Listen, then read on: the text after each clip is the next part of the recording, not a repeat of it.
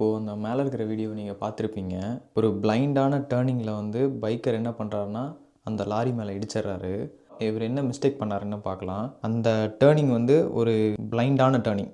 So ஆப்போசிட்டில் என்ன என்ன வண்டி வருதுன்னு நமக்கு தெரியாது. அந்த டைமில் இவர் என்ன பண்ணியிருந்துருக்கணும்னா ஸ்பீடை ரெடியூஸ் பண்ணி மெதுவாக போயிருந்துருக்கணும், மெதுவாக போக ட்ரை பண்ணியிருந்துருக்கணும். ஆனால் இவர் வந்து ஃபர்ஸ்ட் ஹார்ன் அடிச்சுட்டு ஸ்பீடை ரெடியூஸ் பண்ணுங்கிறதே மறந்துட்டு அவர் வாட்டுக்கு போயிட்டார்.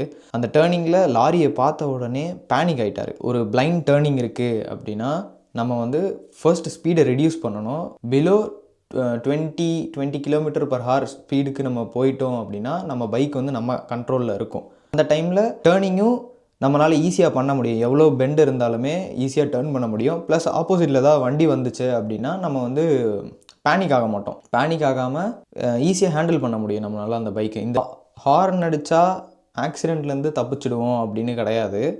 ஹார்ன் வந்து எப்பப்போ அடிக்கணுங்கிறதும் இருக்குது. டேர்னிங் வருது அப்படிங்கிறதுக்காக இன்னொரு டிரைவரை அலர்ட் பண்ணுறதுக்காக ஹார்ன் அடிக்கிறேன்னு நீங்கள் நினச்சிட்டு இருக்கீங்க. ஆனால் அது அலர்ட் பண்ணும். பட் நீங்கள் தான் அலர்ட்டாக போகணும்.